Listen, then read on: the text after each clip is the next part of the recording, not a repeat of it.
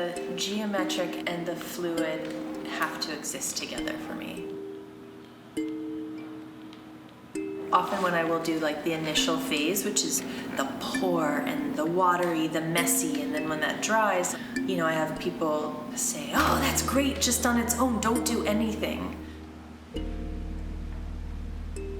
But that's not the moment I'm looking for. And I want to push into it and like press against it and weave into it like they're disparate elements.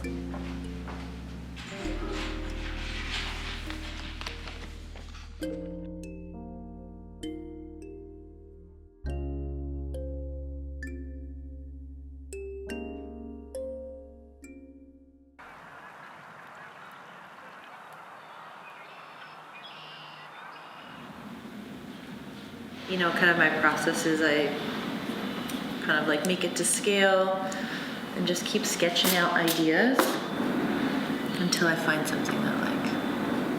I didn't come to art like a lot of people. I moved to New York in my early 20s and I really hadn't done much art at all. I wanted to be a blues lounge singer and I wanted to play the piano.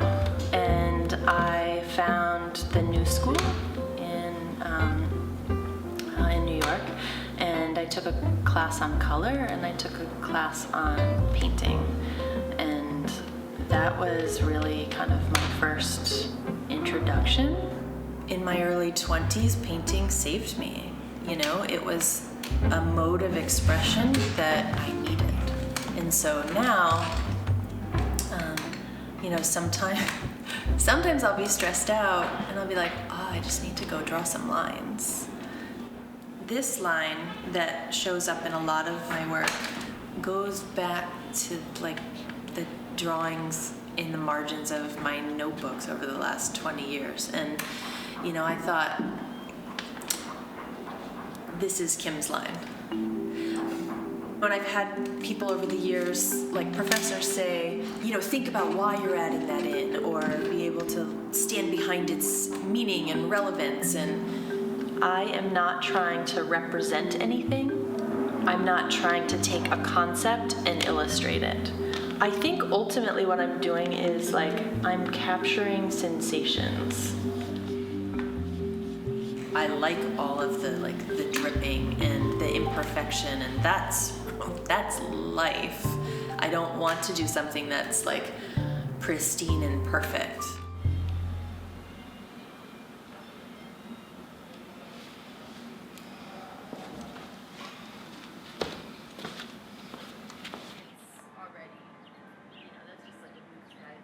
When I first started making art, it was a really private thing. Quiet in my studio, alone, making things, and you put them out. And then in 2008, I was an intern on the LeWitt wall drawing project. And that was my first experience with scale. I was pretty hooked. I was hooked on the process of making art with all this other stuff happening around you. A mural and one of the main art that you just love.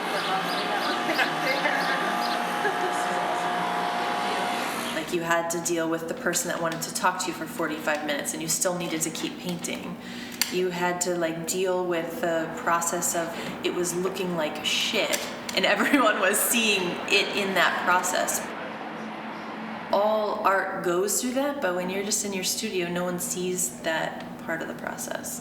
And I liked standing in front of it and feeling afraid.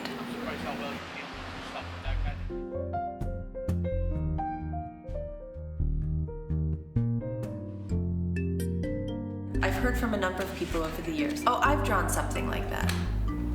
You could really take offense to that. Well, like, this is mine, like, this is, I've developed this, and I've realized in, you know, listening and hearing and seeing people's response to it is that it's this universal line people can identify with because it's human. That imperfection is the human, the biological. And really, I think it's just a metaphor for living.